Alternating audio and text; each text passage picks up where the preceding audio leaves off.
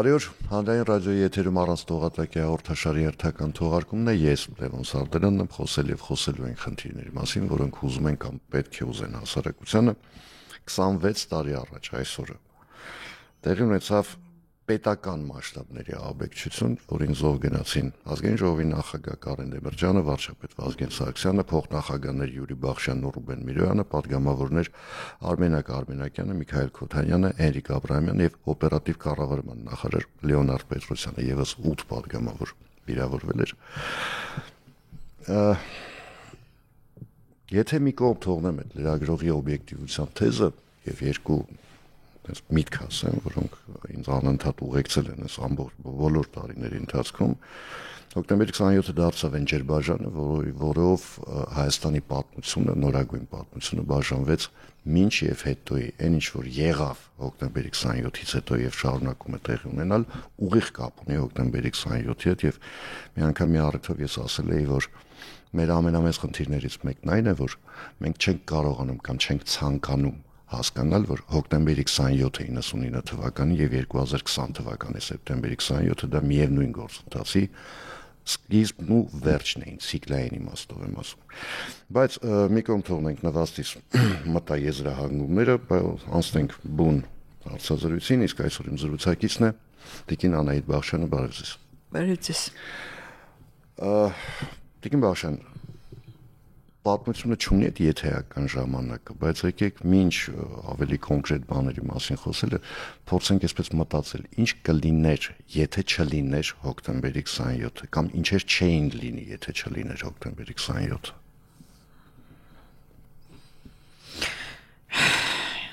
Եթե չլիներ հոկտեմբերի 27-ը, մենք արժանապատիվ պետության մեջ կապրեինք, որտեղ հասարակությունը յուրաքանչյուր քաղաքացի կհավատար, որ ինքը ինքնիշխան, անկախ պետության քաղաքացի է։ Բոլորս կհավատայինք դրան։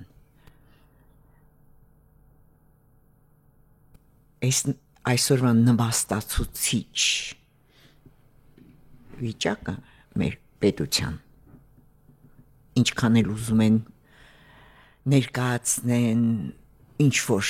բաներ շատ բարձր մակարդակից, միևնույն է, այսօրվա նվաստացուցիչ վիճակը, ինչպես ասեցիք, Լևոն ջան, հետևանք է հոկտեմբերի 27-ի։ Եթե չլիներ հոկտեմբերի 27-ը, մեր քաղաքական միտքը, պետության մեջ քաղաքական միտքը, քաղաքական պաշտոնյաները, քաղաքականության զբաղվող պաշտոնյաները շատ ավելի պատասխանատու եւ գրագետ կլինեին։ Տեսեք, հոկտեմբերի 27-ի հետևանքներից մեկը նաեւ այն էր, որ վախ մտավ մարդկանց մեջ։ Վախ, ընդորում քաղաքական դաշտում նկատի ունի։ Այո, որտեվ ես տարիներ շարունակ լինելով մեդիա դաշտում, բնականաբար հետևել եմ մարդկանց գործողություններին, վարքին, պահվածքին եւ այնպիսի տպավորություններ շատ խորապես նստած էր հոկտեմբերի 27-ի միջալուց հենց այդպես էլ արվեց, որ այդ վախը սերմանվի։ Այն որ պայմանական եմ ասում, հա, որ եթե Վազգենի նման տղուն այդպես սպանեցին ազգային ժողովում, խորհրդարանում, այդպես սպանեցին, հələ մտածեք ձեր հետ ինչ կարող։ Այո, եւ այդպես քաղաքականությունը, այսինքն իրականությունը այդպես շարունակվեց։ Հոկտեմբերի 27-ը գնդակահարվեց Հայաստանի Հանրապետությունը։ Այսինքն մենք կարող ենք եզրակացնել կամ ենթադրել, որ այդ ամենի արդյունքներ նաև այն, որ Հայաստանը այնց աստիճանաբար ֆորպոստացվեց, դարձավ ինչ-որ մի երկրի ֆորպոստ։ Իհարկե, ասել թե մինչ դա ֆորպոստ չէր, սխալ կլինի, ելնելով այն բոլոր պայմանագրերից եւ այն որոնք, բայց իդեմս հատկապես պարապետի Հայաստանը աստիճանաբար սկսելու էր որպես ֆորպոստ չծառայել, այլ իր ինքնիշխանությունը եւ անկախությունը պաշտպանված էր լինելու հաստատ Կարեն Դեմիրճյանի նման խելամիտ տարիքով փորձ ունեցող մեկը կողքին ինքն էլ Վազգենի հայրենասիրությունը ուրիշ որակ գույն ու համ ունի Համարյա հիվանդագին էր ինքը ֆանատ էր այդ իմաստը թող լինի տենց բայց իր հայրենասիրությունը վարագիչ կլիներ այդքան կարճ ժամանակում Արցախյան շարժման սկզբից ինքը համարյա եղել է մեջտեղ, բայց վերջում որպես վարչապետ իր վերջին ելույթը, եթե հիշենք հոկտեմբերին Ամերիկայից գալուց հետո, դա ուրիշ Վազգեն էր արդեն։ Մեկն էր, ով ասեց տեր ենք ես երկրին և թույլ չենք տա, ոչ մեկին։ Ինչով ես այդ ելույթից հետո վախեցել էի, որտեվ չգիտեմ, սիրտս մի վատ բան վկայեց, որտեվ նման ելույթները սովորաբար Հայաստանի նման երկրների դեպքում չեն ներվում։ Դե չներվեց։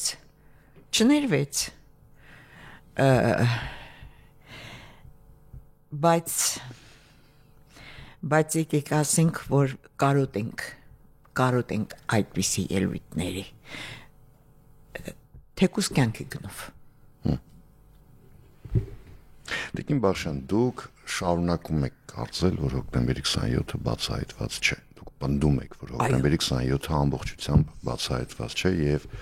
տաղաբեկչության թիկունքում կան այլ ուժեր, բացի այն 5, ինչպես Վազգեն Մանուկյաններ արտահայտվել,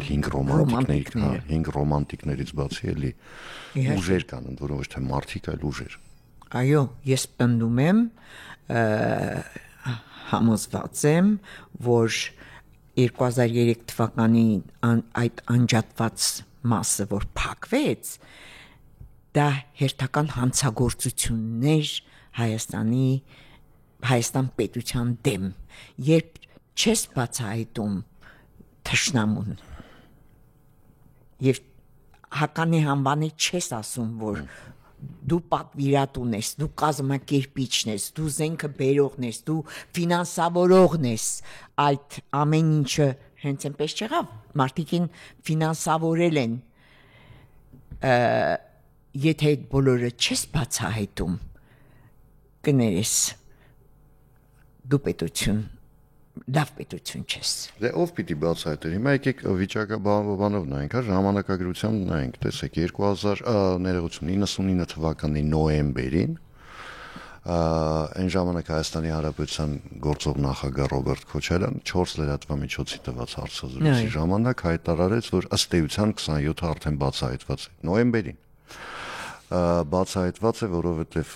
իրականացնողները կան, շարժառիթները հասկանալի են, պարզ են եւ այլն, եւ ինչպես պարոն Քոչարյանը արտահայտվեց,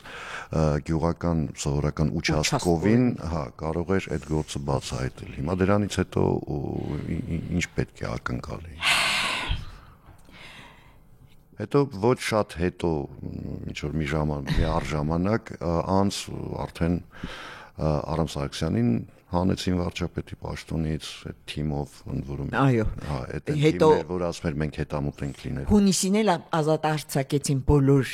նրանց, ում անունները տվել էին Նայիրի եւ Կարեն Հունանյանները։ Հունիսին, իսկ 5 ամիս հետո պարզվեց, որ այդ 5 հոգին են։ Այն դեպքում, երբ որ դատարանում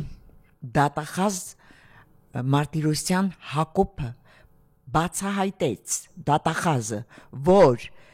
այդ 5 հոգին չէին կարող միջանցքում Արմենակյանին սպանել։ Արմենակյանին սպանել են դրսում։ Ով? Այլ զենքով ընդ որում։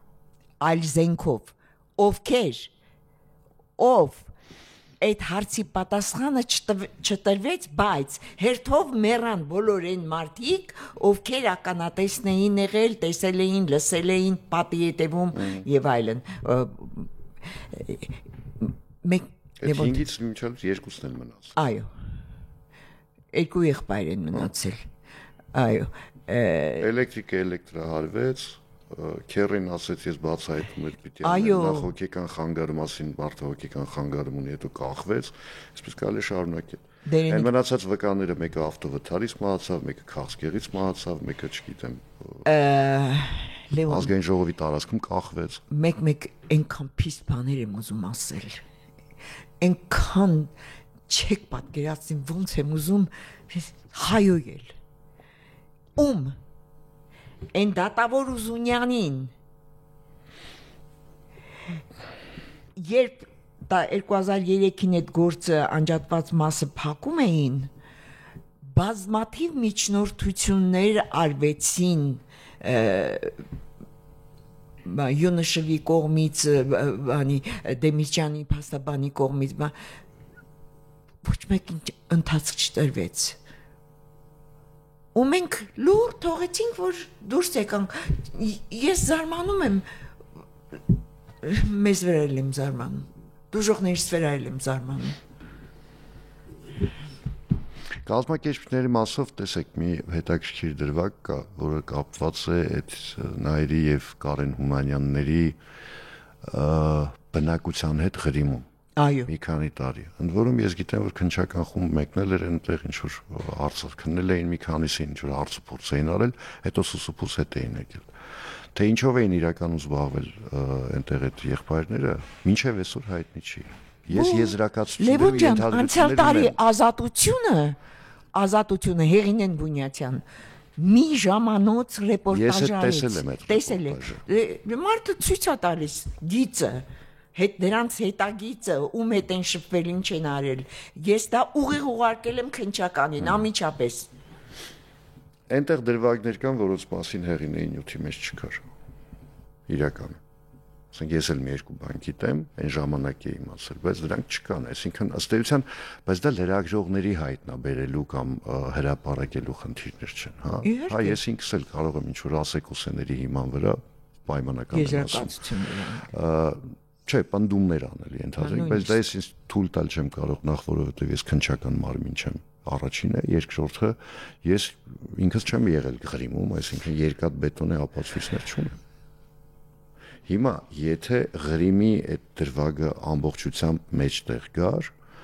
այնտեղ նույն Անուշավան Դանիելյանի դերակատարման մասին, Շեմելովը, որ հետո Հայաստանի քաղաքացիություն տվեց Քոչարյանը։ Տեսնես ինչի։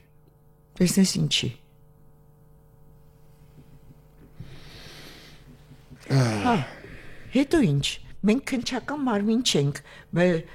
արդեն 6 տարի է վերաբացված է գործը։ Ինչ են անում։ Ես հետ էի ուզում հարցնել, 18 թվականից հետո հեղափոխությունից հետո հայտարարվեց հոկտեմբերի 27-ի քննությունը կազմակերպիչների մասով ընդ որում։ Այո, անջատված մասը, հա, վերականգնվում է գործի քննությունը։ Հիմա ես ուզում եի հասկանալ, հիմա դրանից, հա, գիտեմ, հիմա դրանից հետո ես ուզում եմ հասկանալ ինչ որ բան փոխվել է, թե ուղղակի թղթաբանությունն է ավելացել այն իմաստով, որ գերագրությունը այս կամ այն իրավապահ համակարգի 2019 թվականի դեկտեմբերի 25-ին գլխավոր դատախազ Արթուր Դավթյանի որոշմամբ գործը անջատված մասը վերաբացվեց։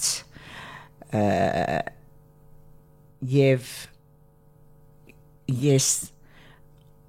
սենց անընդհատ հետևել եմ սկզբից ԱԱԾ-ին տվեցին, որի դեմ բողոքեցի։ Ասի ԱԱԾ-ն այդ գործը սարքողը, գործը կոծկողը, իմացողը ոչինչ չանողն է, դուք ուր եք նորից նրան տալիս, ինքը կբացահայտի իր չարածը։ Մի խոսքով, հետո տվեցին քննչականին։ Եղել եմ վերջին անգամ, այս ապրիլին եմ եղել Արթուր Պողոսյանի մոտ։ Ուսիս սենց պետ ինձ հանգստացրեց, ամեն ինչ արվում է բանը, ու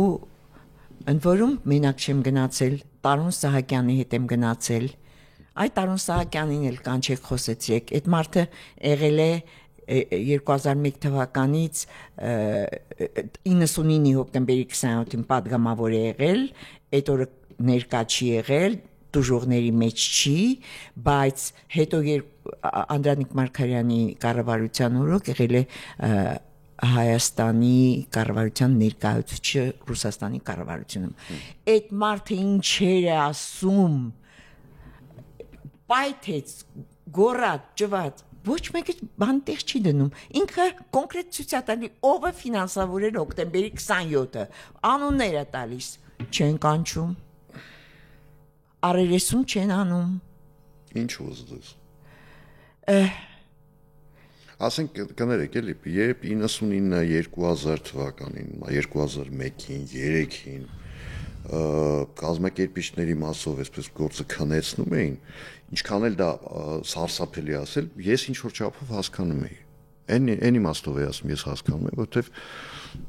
միգուցե ասենք գործ ունենք այնպիսի ուժի հետ որի դեմ Հայաստանի Հանրապետությունը դուրս գալ չի կարող որովհետև եթե բացահայտումը գնում է այդ ուղղությամբ պայմանական եմ ասում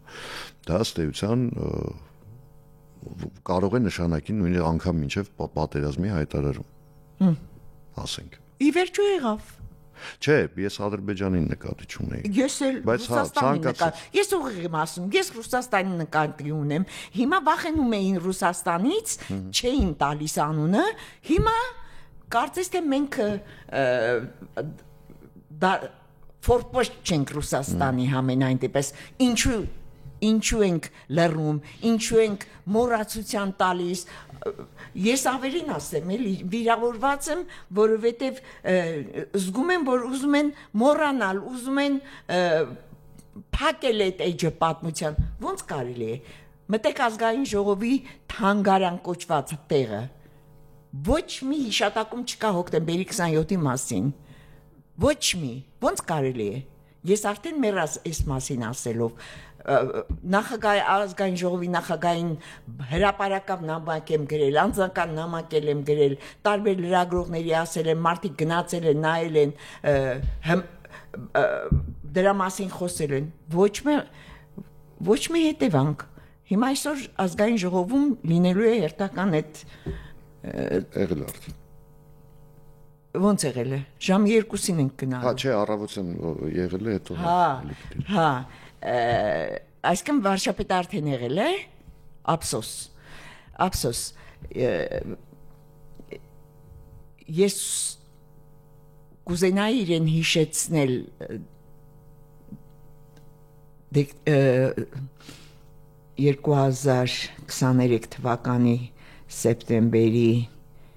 23-ին Կարեն Դեմիրճյանի արձանի բացման օրը ինչ ասեց Հայաստանի Հանրապետության վարչապետը ասեց որ հոկտեմբերի 27-ի բացահայտումը պատիվ կբերի մեր պետությանը ուրեմն քանի չեք բացահայտել հարգելի վարչապետ անպատվաբեր պետություն ենք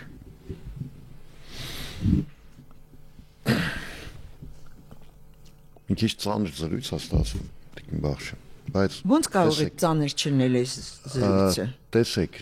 բնականաբար բայց հիմա տեսեք ես հաղորդման սկզբում թվարկեցի ովքեր են զոհվել այս զոհված մարդկանց մեջ ես երկու անուն կարող եմ տամ որ մահացել են պատահաբար այն իմաստով որ իրենք թիրախ չեն եղել մնացած բոլորը եղել են թիրախներ Արմենակ Արմենակյանը միգուցե եւ այնտեղ լրիվ ուրիշ պատմություն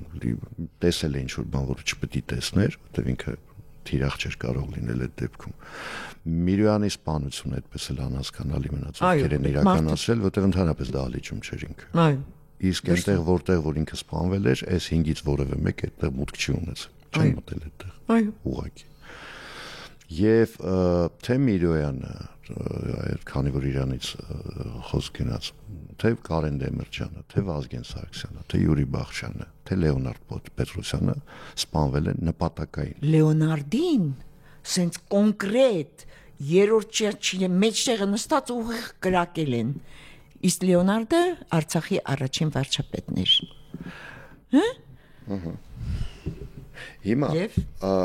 Չէ, իմ հարցը հետևյալն է, այսինքն եթե նույնիսկ գնանք, ես այդ գործի բացահայտման չբացահայտման դրամաբանության մեջ եմ ասում, եթե նույնիսկ գնանք, որ այդ 5 ռոմանտիկներն էին կատարողները, այդ 5 ռոմանտիկները ոնց էին այդպես թիրախներ ընտրել։ Ինչ տրամաբանությամբ, որտեղ ես տրամաբանությունը տեսնում եմ, բայց այդ 5 ովեկան որոշեցին արեցինի մեջ չի տեղավորվում։ Դրից ակնհայտ է, որ այդ 5-ին ուղղորդող շատ մեծ քաղաքական որոշում ու նպատակ կար, որովհետև ինչպես ասեցիր, այդ 5-ը չէին կարող իրենց խելքից մտքից դուրս մաներ դա որ որոշեին։ Ինչպես հոկտեմբերի 27-ի հետ կապված մի զոհ էլ կա, որի մասին մենք չենք խոսում։ Դա Վազգեն Սարգսյանի անձնական թիկնազորի ղեկավարն էր, որը այդ օրը չկար ազգային ժողովում, չէր։ Բայց միակ մարդն էր, որը բարձրանում էր Վազգեն Սարգսյանի հետ երկրորդ հարկ, բայց ինքը այդ օրը չկար, որովհետև դրանից ուղիղ 40 օր առաջ ավտովթարից զոհվել էին նրա կինը երեխան։ Այո։ Այսինքն այդ 5-ի խելքի բանը չէր։ Իհարկե 5-ի խելքի բանը չէր։ Դա այն ինչ ասեմ, այն գազանը, որը ուզում էր Հայաստան պետականությունը ոչնչացնել։ Ես ուրիշ ձև չեմ կարող մտածել, ուրիշ բան չեմ կարող։ Հայաստան պետության դեմ ուղված այդ ահաբեկչությունը այդ 5 հոգու խելքի բանը չէր։ Դրանք հաստատ ուղղորդվել էին։ Ես դատարանում այդ Հունանյանին մեր կողքի շենքում էի կապրում, ասում էի, ասեցի, այդ Բախշան Յուրան ում արյուններ ծծել, որ սպանեցիր, ստուգողական կրակոցով էլ Կարենը Աբելը սպանեց։ Մի ապուշ բան ասեց, ուզում եմ ասեմ, որ դա մեր պետության դեմ էր ուղված, մեր պետության, մեր պետականության, մեր անկախության, մեր ինքնիշխանության դեմ էր ուղված, բայց մտածում են, որ հոկտեմբերի 27-ով կարողանալու են մեր պետականությունը ոչնչացնել, չեն կարողանալու։ Նոր վազգեններ են ծնվելու, նոր նժդեներ են գալու, հաստատ գալու են, հաստատ կան։ Մենք հաստատ վերականգնվելու ենք, չգիտեմ, մեր արժանապատվությունը գտնելու ենք, չգիտեմ որտեղ, երբ, չգիտեմ, բայց այսպես այս հոկտեմբերի 27-ի չբացահայտելը շատ թանկ է նստելու մեր վրա։ Հանրայինում հարցազրույցի է գնացել, ինձ հարց են տալիս, կարող է այդ բացահայտումը ավելի վնաս տա մեր երկրին։ Ասում եմ, այդ նույն բանն է, որ եթե ասես արի այս գողին չբռնենք կամ այս մարդասպանին չբռնենք, որտեղ կարող ավենաս տա ու գնա ինքը շարունակի այդ գործողությունները, ոնց այդպես կարելի մտածել։ Հա, շարունակեցին, այսօր ինչ ենք տեսնում, ինչ եղավ 23 թվին, ինչ եղավ Արցախի խնդիրը, 44 օրյա պատերազմը, մի խոսքով, Լևոն, չեմ կարողանում խելք գլխին խոսել։ Լավ, այդ դեպքում եկեք այսքանով սահմանափակվենք, շնորհակալություն, որ ժամանակ գտաք այսօր այս ծանրերով գալու հանրային ռադիոյում։ Հիշեցնեմ այսօր իմ զրուցակիցներ Անահիտ Բախշյանը, ես Լևոն Սաղդարյանն եմ, կհանդիպենք արդեն վաղը նույն ժամին, նույն վայրում, հաջողություն եւ համբերություն բոլորիս։